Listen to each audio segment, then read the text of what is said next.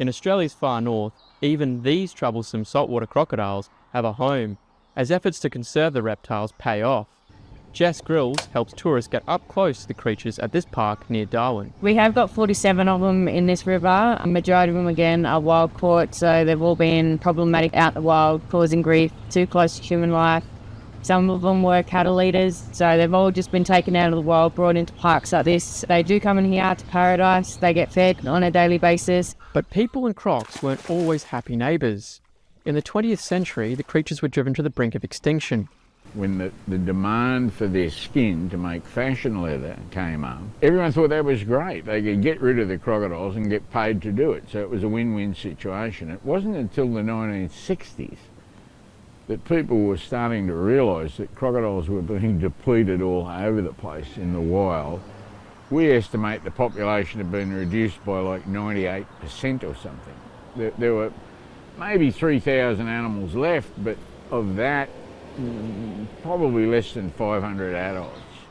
After government protections in the 1970s, crocodile numbers began to rise, but so did attacks. Croc expert Webb says crocodile tourism, the harvesting of wild eggs for use in leather farms, and blunt messaging on safety have helped prevent culls, allowing numbers to soar. But it's been really a raging success story. Now when we look back, our populations are almost fully recovered, if not fully recovered. There's maybe 100,000 crocodiles now. It's about $100 million a year in turnover, with everybody. It extends out into Aboriginal communities and it helps the tourist industry here. So we've made them an asset to the Northern Territory rather than a liability.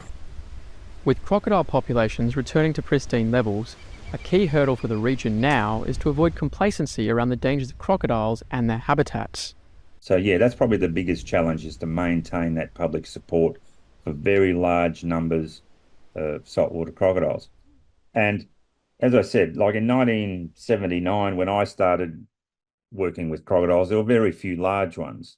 Now the population is dominated by large crocodiles, and they're the ones that cause the problems, with people. For Grills, admiring the hulking predators up close builds respect and ensures a balance between the scaly locals and their potential human prey. I was in mining, and then I was a mother, and now I'm a crop keeper. Because crocodiles do look at humans as a food source, they do seem terrifying, but if you respect them and their territory, I don't think that they would, be as terrifying. I don't think that they've got a very bad rap with their name, which I think is very unfair on them because, at the end of the day, they've been here for millions of years and we've been here for not as much.